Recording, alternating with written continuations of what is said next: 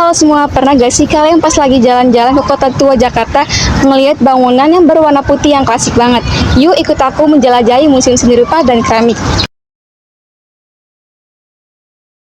Gedung ini pertama kali diresmikan pada tahun 1870-an sebagai Radvan Justiti atau Lembaga Peradilan Kolonial di kawasan Oud Batavia. Berdasarkan peta kuno, Radvan Justiti memiliki batas barat berupa Kanal Harimau atau yang disebut Tijgerkraat. Tijgerkraat ini sendiri merupakan salah satu dari 15 kanal yang ada di dalam Kastel Batavia dan merupakan wilayah tempat tinggal orang-orang kaya atau petinggi Batavia. Salah satu pemilik rumah di wilayah Tijgerkraat adalah Mr. Cornelis Senin. Pembangunan Radvan Justiti sendiri tidak terlepas dari pengaruh dan keadaan di Eropa.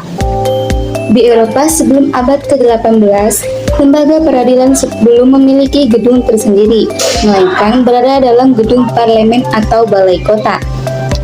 Baru pada abad ke-18, lembaga peradilan mulai memisahkan diri dan memiliki bangunan sendiri. Setelah tahun 1848, gedung Mahkamah Agung diresmikan dan lembaga tersebut menempati gedung baru. Sementara itu, Radvan Justiti menempati gedung yang terletak di sebelah barat balai kota Batavia. Gedung ini memiliki gaya bangunan neoklasik yang dicirikan dengan taman luas di depan fasadnya dan penggunaan pilar-pilar bergaya Dorik dari Yunani. Ciri khas Ordo Dorik pada bangunan ini adalah tidak memiliki dasar atau larik, sehingga kaki tiang langsung tertanam ke tanah. Penggunaan gaya neoklasik ini amat populer di abad ke-18, terutama di wilayah Wel-Tevreden dan luar Wel-Tevreden. Pada masa pendudukan Jepang tahun 1942 sampai 1945, gedung ini digunakan sebagai markas besar tentara Jepang. Setelah Indonesia merdeka sekitar tahun 1967 sampai 1973, gedung ini pernah digunakan sebagai kantor pemerintah Provinsi Jawa Barat, serta kantor wali kota Jakarta Barat. Kemudian pada tahun 1974, gedung ini menjadi kantor Dinas Museum dan Sejarah Provinsi DKI Jakarta. Serta di tahun 1976 tanggal 20 Agustus, gedung ini juga diresmikan jadi Balai Seni Rupa Jakarta oleh Presiden Republik Indonesia, Bapak Soeharto atas inisiasi Bapak Adam Malik. Lalu pada tahun 1977, tepatnya pada tanggal 10 Juni, gedung ini diresmikan sebagai Museum Keramik oleh Bapak Ali Sadiki. Kemudian pada tahun 1990, nama Balai Seni Rupa berubah menjadi Museum Seni Rupa dan Keramik seperti yang kita kenal sekarang. Di dalamnya terdapat sekitar 500 koleksi karya seni rupa dari seniman terkenal Indonesia, seperti Avandi, Raden Saleh, Basuki Abdullah, dan S. Sujojono. Ada juga ribuan koleksi keramik dari berbagai daerah dan negara, mulai dari Majapahit, Tiongkok, hingga Eropa. Selain memiliki nilai seni, setiap karya yang ada di museum ini juga menyimpan cerita panjang tentang perjalanan budaya dan peradaban. Jadi, dari gedung pengadilan kolonial hingga jadi rumah seni, Museum Seni Rupa dan Keramik adalah saksi bisu perjalanan panjang sejarah kota Jakarta.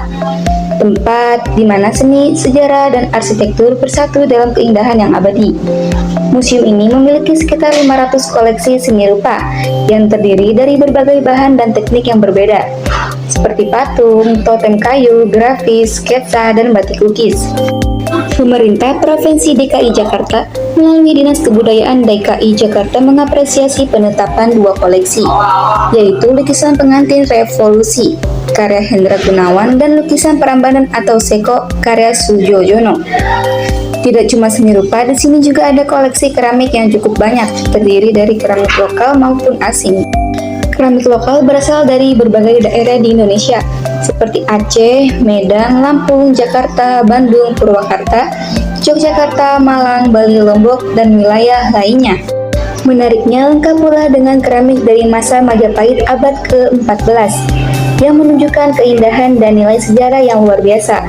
Sedangkan keramik aslinya memiliki beragam bentuk, karakteristik, fungsi, dan gaya yang berasal dari Cina, Jepang, Thailand, hingga Eropa. Tidak hanya itu, di dalam museum ini juga tersedia perpustakaan, pottery class, dan toko cenderamata yang bisa dikunjungi para wisatawan untuk membeli oleh-oleh atau cenderamata khas museum. Kalau buat masih baru sih, baru sekarang. Ini adalah kunjungan pertama saya ke sini. Ya, ini pertama kalinya dan first impression banget lah.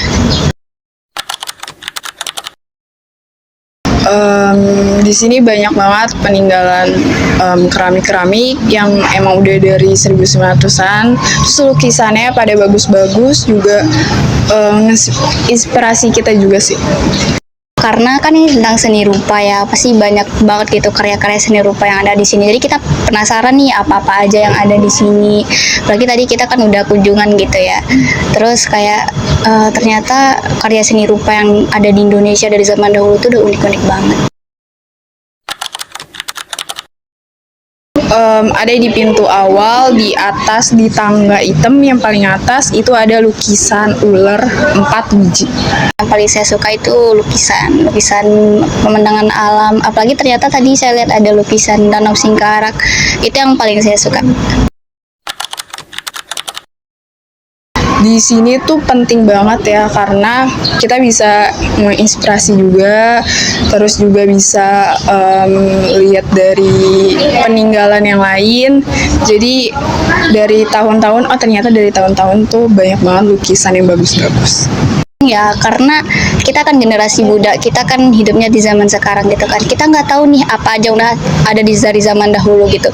Jadi biar kita nggak lupa sama sejarah, biar kita tahu bahwa dari zaman dahulu tuh Indonesia udah punya seni yang luar biasa gitu. Jadi anak muda perlu banget untuk tahu tentang seni rupa ini, untuk tahu museum ini, untuk mengenal sejarah, dapat ilmu baru juga gitu. Pastinya sih kalau itu harus diadain acara ya, kegiatan festival gitu. Nah, di situ baru diarahkan buat ke museum ini. Biar juga orang-orang yang apalagi yang Gen Alpha gitu pada lihat ternyata tuh di sini tuh banyak banget lukisan tahun lalu yang benar-benar peninggalan dari mereka gitu. Oke, lebih menariknya mungkin ini ya, kan sekarang udah zaman canggih teknologi, itu mungkin diintegrasikan dengan teknologi yang ada sekarang. Mungkin bagian promosinya yang lebih di ini lagi, marketingnya gitu, mungkin disesuaikan dengan selera Gen Z gitu lah. Kayak mungkin dibikin ada foto booth-nya mungkin di sini, atau mungkin bagian-bagian yang udah lumayan lama mungkin butuh renovasi lagi sih di museumnya gitu.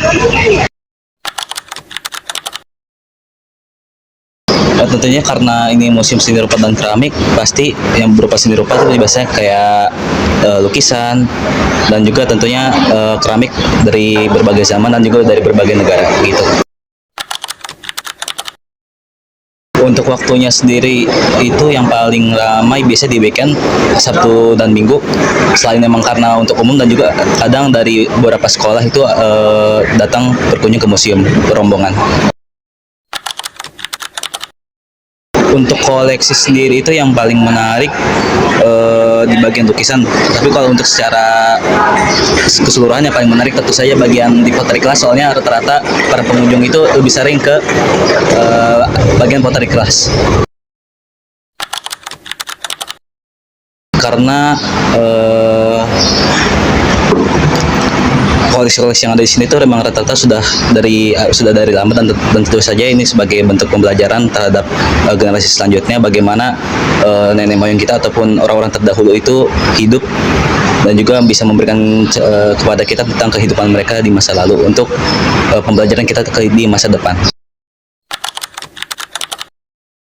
Untuk menjaganya sendiri biasanya dilakukan perawatan seperti pembersihan ruang koleksi, bangun koleksinya sendiri, dan juga tetap menjaga kualitas suhu ruangan di tempat koleksi-koleksi yang ada di dalam museum. Jadi, kalau kamu lagi main ke kota tua, jangan cuma foto-foto di depan gedung klasiknya aja, tapi sempatkan untuk masuk ke Museum Seni Rupa dan Keramik. Karena di dalamnya kamu gak cuma lihat karya seni yang indah, tapi juga ngerasain apa sejarah yang masih hidup sampai sekarang. Yuk jaga dan lestarikan warisan seni dan budaya kita, Karena dari sinilah kita belajar menghargai masa lalu untuk melangkah lebih berarti di masa depan.